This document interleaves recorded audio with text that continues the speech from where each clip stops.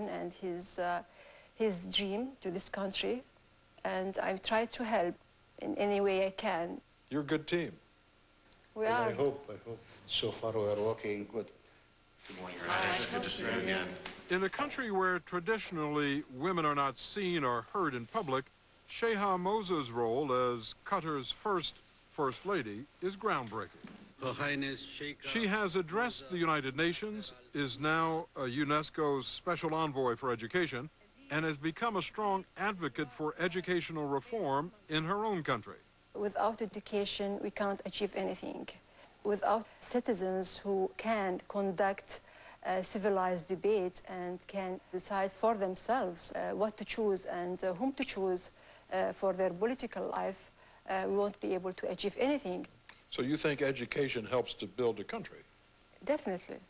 And the Qataris are literally building on that belief on 2,400 acres on the outskirts of Doha, a site where the Sheikha wants top universities from around the world to set up branch campuses. It's called Education City. The actual construction started 1996. So far, they've attracted 3 universities, 2 from the United States, and they're negotiating for more. And all of this is funded by? His Highness. Everything. Everything. The universities don't have to pay a dime. All they have to do is offer the same education here that they offer in America. So what is this building, these buildings under construction over here? Okay, this is the Cornell Medical College. When it opens later this year, the Cornell Medical School in Doha will train 50 doctors a year in one of the most modern and sophisticated medical schools in the world. How did you convince so many American universities to come here and start these programs literally in the desert? I think it was obvious from day one that we had commitment, and we are ready to fulfill our commitments. So far, fulfilling that commitment has cost the Emir over $1 billion, and they're still spending. Last October's official opening of the Cornell Medical School was a royal event. The Emir and the Sheikha appeared together in public for the first time.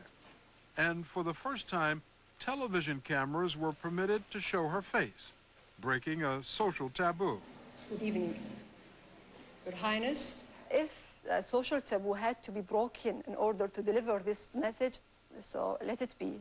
But my intention was not to break the taboo.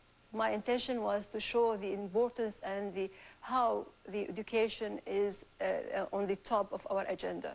Another item on the top of her agenda is women's rights, which have improved dramatically since her husband became the Emir.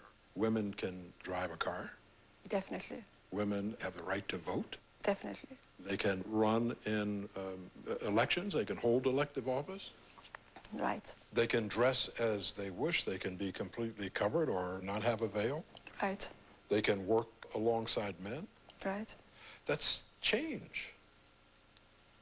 But don't we all change? You can see some of the changes in education at Qatar Academy, a private coeducational school in Doha, where students have access to modern ideas and technology, and teachers are implementing changes the Sheikha wants to spread throughout the entire public school system. We talked to a group of students about her impact on their lives. Without her, most families have got no woman to look up to, you know, to use her as a role model. No women to look up to. Yeah, because in this country you don't see many women go on TV, help the education and improve women's life in general. No first lady in the Arabian Gulf is like her. She encouraged me to study politics. No woman studied politics in Qatar until now.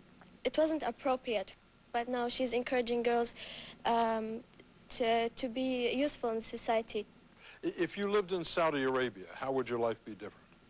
Well, if I was in Saudi Arabia, I wouldn't have the opportunity to participate in the society, to serve it. Because life in Saudi Arabia is so different than Qatar. Life here is tranquil. Almost everywhere you can see a mixture of the old and the new.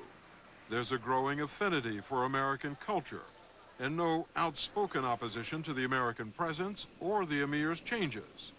American investment is increasing dramatically, especially in natural gas. If we go back to 1993, 94, the Americans, they invest in our country around $200 or $300 million.